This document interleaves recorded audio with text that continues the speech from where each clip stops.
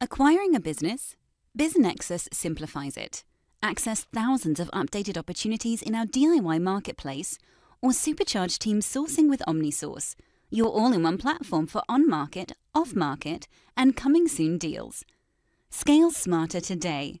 Learn more or book a demo at www.biznexus.com.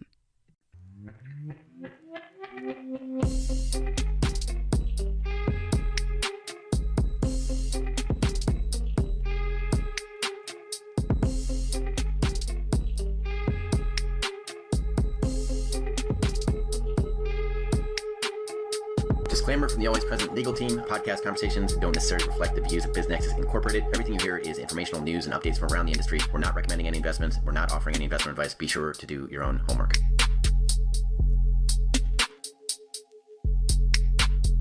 All right, so listeners, you've been digging deep, haven't you, into these big business acquisitions, the ones fueled by SBA loans. Yeah, some serious business moves. You sent over this case study by Bruce Marks. And, wow, this was a wild ride. Definitely wild. We're talking a synergistic acquisition, seller financing, and a 6x multiple. Those are some serious business buzzwords. Ready to unpack all this? Absolutely. This is like a textbook example of how to structure a deal to make acquisitions happen when they might seem impossible. Okay, so set the stage for us. Bruce Marks lays out a scenario where a buyer wants 88% ownership, and the seller is actually rolling over 12% equity. Right. Big deal, right? It is. Rolling over equity just means the seller's keeping some skin in the game, reinvesting a bit of what they're getting back into the company, shows they believe in the buyer's vision, And it's not like they're just handing over the keys for a small sum. This is a $12 million price tag. Huge. $10.6 million for the buyer's share, plus another $200,000 in deal costs. Not your average lemonade stand. Not at all. And this is where we get to that synergistic acquisition term. It's not just buying a company. It's about making something even bigger and better together, like 1 + 1 = 3. So is it like peanut butter and chocolate? Each one's great on its own, but amazing together. Yeah, exactly. And there are different types of synergy. So you've got operational synergy, which is like streamlining processes, like merging two factories and getting rid of redundant equipment. Then there's strategic synergy, expanding your reach. Think of a tech company that buys a competitor to get into a new market. And then you've got financial synergy, which can improve cash flow or even lower taxes. Okay, so it's all about those win-win situations. And Bruce Marks mentions a 6x multiple. What does that even mean in plain English? So think of EBITDA as like a company's profitability. A 6x multiple just means they paid 6 times that number. Pretty significant. Suggests they see a ton of potential for growth and profit. So they're betting big on the future. Yeah. But how do you even finance something this big? Over $10 million. That's a lot of cash. It gets interesting here. Get ready. The financing is a bit of a roller coaster. You've got a $1.1 million equity injection from the buyer. That's their upfront cash. And then there are 2 seller notes for $2 million each. Hold on. Seller notes. Is that like an IOU from the buyer? Yeah, you got it. The seller's lending money to the buyer, helps them finance the purchase. Happens a lot in these big acquisitions, especially when you're working with SBA loans. And speaking of SBA loans, there's a $5 million SBA 7A loan in the mix, key piece of the puzzle.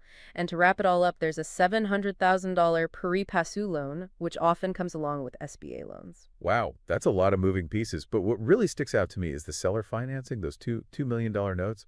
That's a huge chunk of the deal. Oh, absolutely. Seller financing makes up 39% of the deal's total value, shows a ton of confidence from the seller, and it probably helped a lot to get that SBA loan approved. The SBA likes to see that the seller has some skin in the game, too. But these seller notes aren't just typical loans, right?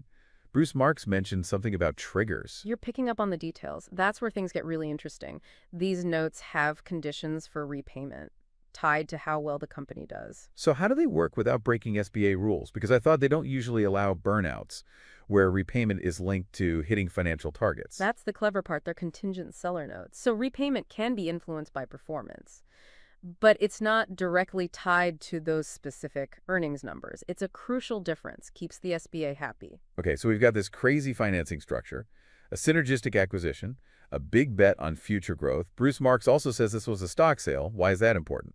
Great question. Yeah. A stock sale means the buyer's getting the company's shares, the whole thing, assets and liabilities. It's different from an asset sale where they just pick and choose what assets they want. And why do a stock sale in this case? Was it to keep things simple? It's a bit more nuanced. Bruce Marks points out there weren't many significant physical assets involved. The company's value was in those intangible assets. Things like customer relationships and how they operate, stuff you can't really touch or measure like a piece of equipment. So a stock sale makes sense if the heart of the company is in those less tangible things. Like buying a thriving garden, you want the soil, the plants, everything that makes it work. That's a great analogy. You're not just buying the tomatoes, you're buying the whole ecosystem. This is getting juicy. We've covered so much. Synergistic acquisition, that huge 6x multiple, and this crazy financing with those interesting seller notes. I'm already feeling like I know more about business acquisitions. Me too. It's like a masterclass in making deals. Shows how planning and knowing the SBA rules can make things happen even when it seems impossible. But I'm sure our listeners are wondering, what's the big takeaway here? What can we learn from this crazy acquisition? What do you think? Honestly, it's the seller financing.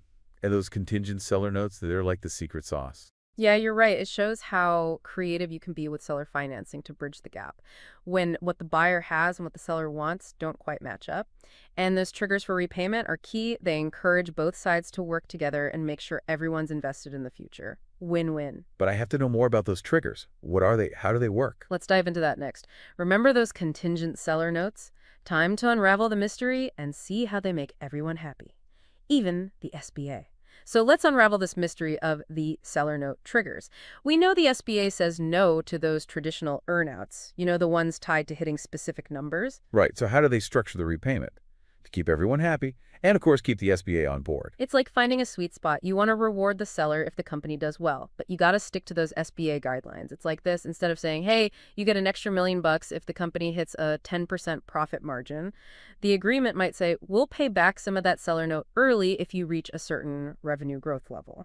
So it's still connected to performance, but it's worded in a way that keeps the SBA happy. Exactly. And these triggers, they can be tied to all sorts of things, not just revenue. Could be customer acquisition, expanding into new markets, or even how efficient your operations are. Right. That makes sense. It encourages both the buyer and the seller to work together towards the same goals.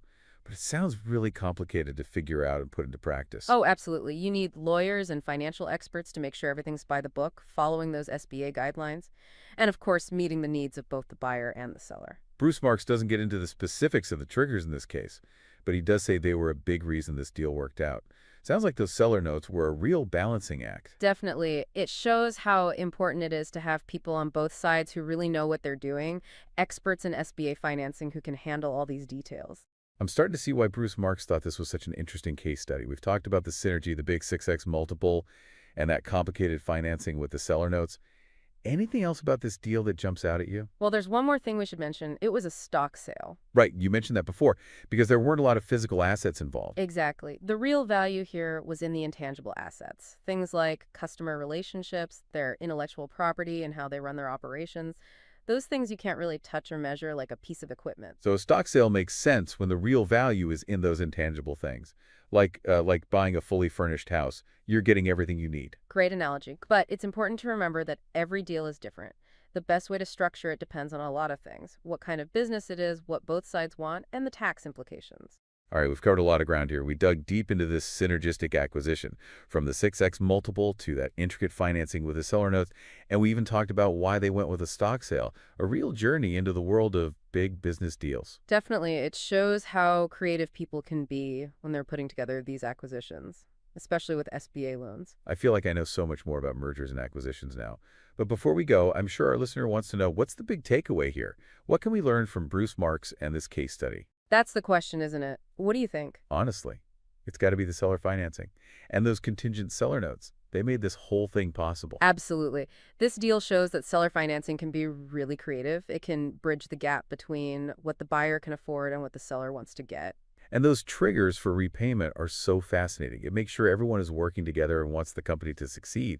It's a win-win for everyone. But it also raises a question: if you were in this situation, the buyer or the seller, what would be most important to you? When you're negotiating those triggers, what would you focus on to make sure it works out for everyone? That's a good question to think about. It makes you realize how much strategy goes into these deals. It all comes down to finding the right balance between risk and reward.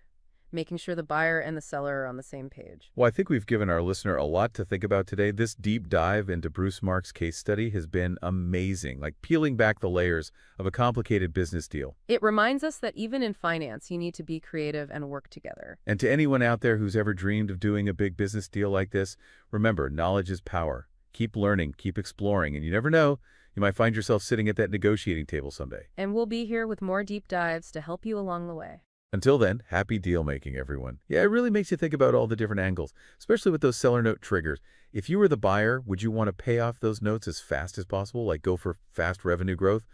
Or would you focus on building something solid for the long term, even if it meant paying back the notes more slowly? And from the seller side, it's about trust. Do you connect those triggers to things you can still control? Or do you trust the buyer to hit those ambitious targets, even with all the uncertainty? It's kind of like a high-stakes chess game, isn't it? Every move matters. Absolutely. Bruce Marks really shows us how complex these deals can be, how much strategy goes into them. It's not just about the numbers, it's about understanding what both sides want and creating an agreement that works for everyone. We've definitely given our listeners a lot to think about. It's been like peeling back the layers of a really complicated onion, seeing all the little details and the strategy behind this acquisition. It's a good reminder that even in finance, it's all about being creative and working together. And for anyone out there who's ever thought about doing a big business deal, remember, knowledge is power. Keep learning, keep exploring, and who knows, maybe you'll be the one at the negotiating table someday. And we'll be here with more deep dives to help you along the way. Until then, happy deal making, everyone. See you 215. Thinking of exiting your business or taking on a private equity partner to help you grow faster? BizNexus has you covered. Tap into our network of thousands of best-fit investors, acquirers, and proven M&A advisors, and we'll help you begin the relationship confidentially on your terms, your timeline. Learn more at biznexus.com.